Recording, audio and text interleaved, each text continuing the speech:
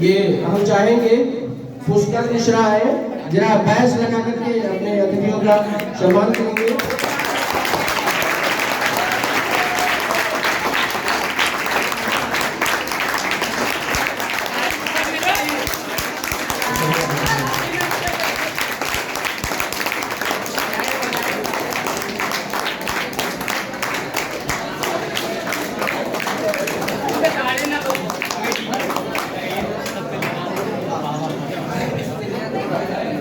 सजी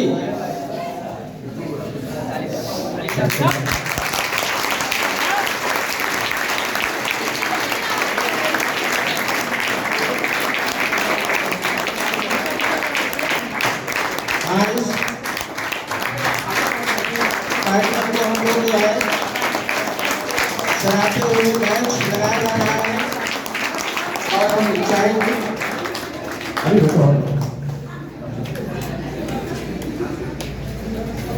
इसी क्रम में हमारे विद्यालय के जो है ये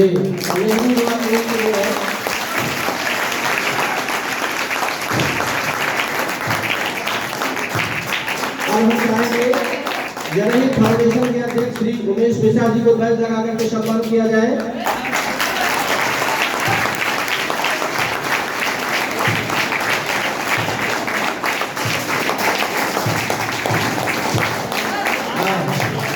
इसी तरह विद्यालय के उप प्रधानाचार्य श्री आर.डी. वर्मा जी को बैच लगाकर सम्मानित किया जाए।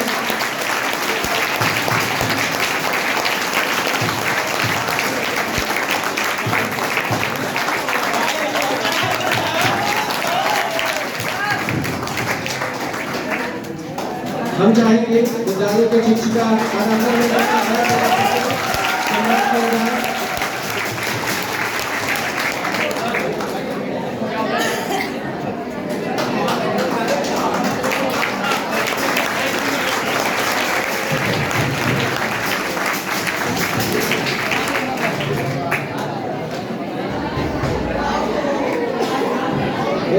सभी लोग शांत होंगे।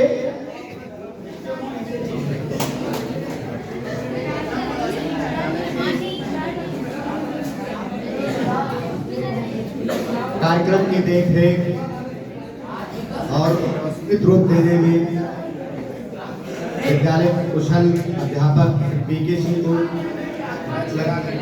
सम्मानित करें।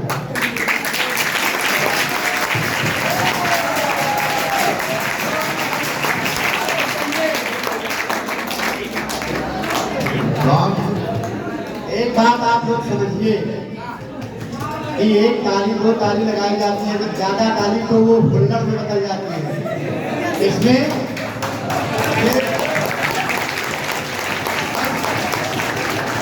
ये विद्यार्थियों का कार्यक्रम है। किसका कार्यक्रम है?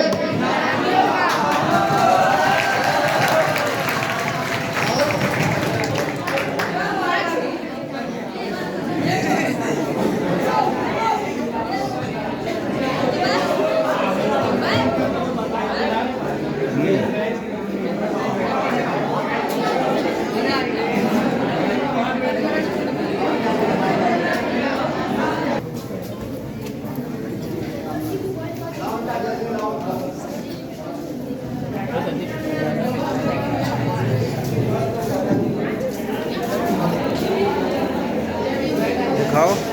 हाँ दिखाओ दिखाओ। दूर से बना देते तो पहुंच होती और दूर से बना तो पहुंच। अभी वहाँ घुमाएंगे।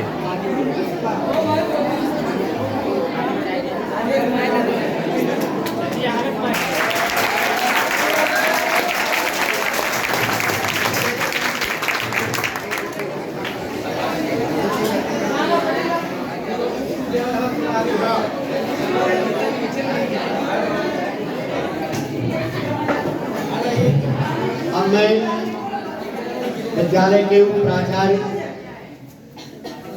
श्री रमेश मिश्रा जी को पीके सिंह से कहेंगे कि वो बैच लगा करके सम्मानित करें।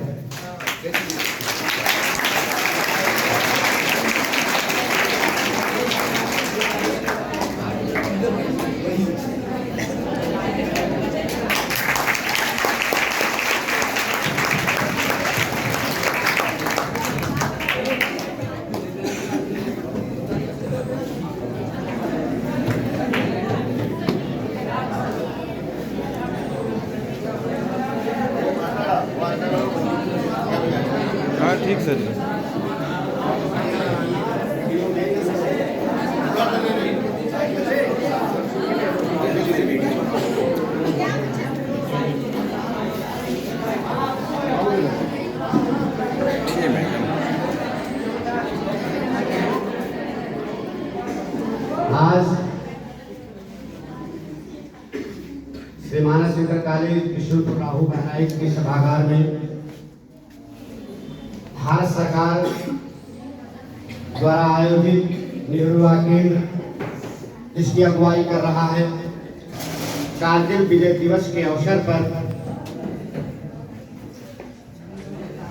मंच पर उपस्थित स्टेट बैंक ऑफ इंडिया के महाप्रबंधक, विद्यालय के प्रधानाचार्य व नेहरू युवा केंद्र के प्रभारी अधिकारी व गौ संरक्षण बहराइच जनपद के प्रभारी व आर.डी. वर्मा जी पूर्व प्राचार्य, सभी लोगों को कारगिल विजय दिवस के अवसर पर मैं सत नमन और अभिनंदन करता हूँ। आज बहुत गौरव का दिन है कि आज हम कारगिल विजय दिवस 26 जुलाई 1999 को कारगिल विजय दिवस मनाया जाता है। कारगिल विजय दिवस के अवसर पर हमको इस बात को ध्यान में रखना है कि जो विजय दिवस है ये हमारे देश के सैनिक, भारत और पाकिस्तान का विवाद बहुत दिनों से चला आ रहा है और लगता है कि आगे भविष्य में मित्रवत व्यवहार नहीं हो पाएगा। 1971 में भी भारत और पाकिस्तान का विवाद हुआ। भारत ने एक कूटनीतिक चाल के चलते एक नए देश बांग्लादेश का निर्माण किया जो पाकिस्तान का एक अंग है। इसी कड़ी में पाकिस्तान हमारे देश का एक अंग था पहले, जो भारत और पाकिस्तान के बंटवारे में पाकिस्तान को अलग कर दिया गया, लेकिन फिर भी उसके जो आंतरिक सोच थी, जो भाईचारे की भावना थी, जो पड़ोसी की भावना थी, उसने वो खत्म नहीं किया, बंद नहीं। उसने वही कहावत को चरितार्थ किया कि मुंह में राम बगल में। तमाम हमारे देश के सैनिक पाकिस्तान और भारत के बॉर्डर पर शहीद हो गए। 1999 में पाकिस्तान और भारत के बॉर्डर पर, जम्मू कश्मीर और पाकिस्तान के बॉर्डर पर लगभग 175 किलोमीटर की एरिया, बॉर्डर एरिया पर भारत के सैनिक जब तक समझ पाते तब तक पाकिस्तान ने हमारी कुछ चौकियों को कब्जा करने का प्रयास किया। 175 किलोमीटर लंबी रेखा मामूली नहीं होती है, जो नियंत्रण रेखा है। भारत के सैनिक समझ पा रहे थे कि ये आतंकवादी है, घुसपैठिए हैं, लेकिन वो एक सैनिक कार्रवाई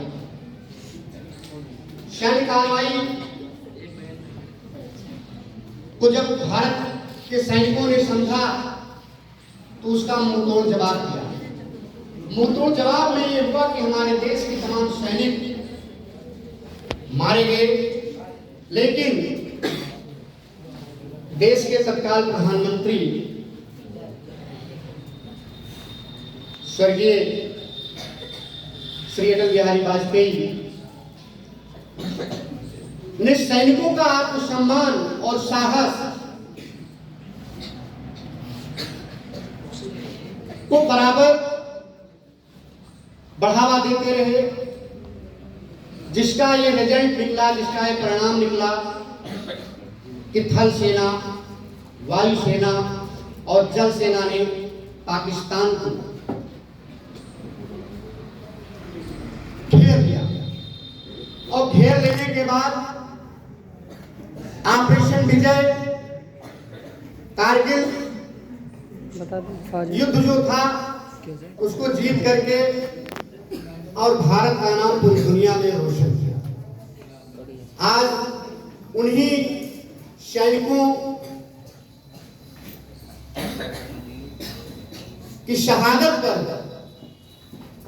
पूरा भारत नतमस्तक है और उनके माता पिता सैनिकों के परिवारजनों को भी सख्त नमन है भारत की 1.5 करोड़ आबादी की तरफ से, 1.5 अरब आबादी की तरफ से।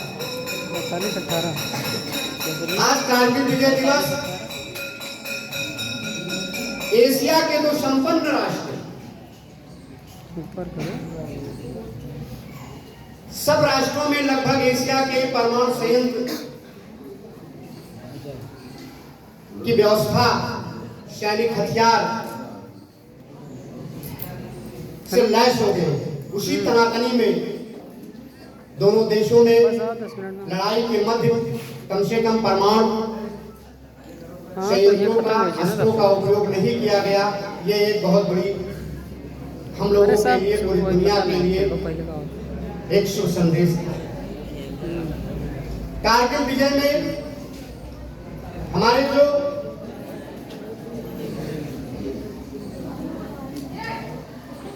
टुकटुक घाटी से लेकर के जो बॉर्डर एरिया थी, उस बॉर्डर एरिया पर पाकिस्तान ने बहुत कुछ वारदात और अंजाम देने के लिए तत्पर था, लेकिन हमारे वीर शहीदों ने और वीर सैनिकों ने उनको मुंह तोड़ जवाब दिया, जिससे उनकी पूरी दुनिया में भारी निंदा हुआ। हमारे देश के सैनिकों ने, हमारे इतिहास में हम जाते हैं तो भारत आज की ही बात नहीं है, बहुत पहले से राम, कृष्ण, गांधी और गौतम ये भी अपने देश और राष्ट्र और संस्कृति के लिए आए और विजय प्राप्त की। भारत की तपोभूमि, भारत की कोई वीर भूमि, छत्रपति शिवाजी महाराज से लेकर के महाराणा प्रताप तक भारत में तमाम आक्रांता आए, तमाम आक्रमणकारी आए, शक आए, भूड़ आए, कुषाण आए, मुगल आए, डच आए और अंग्रेज आए। भारत की वो वीर भूमि, तपोभूमि,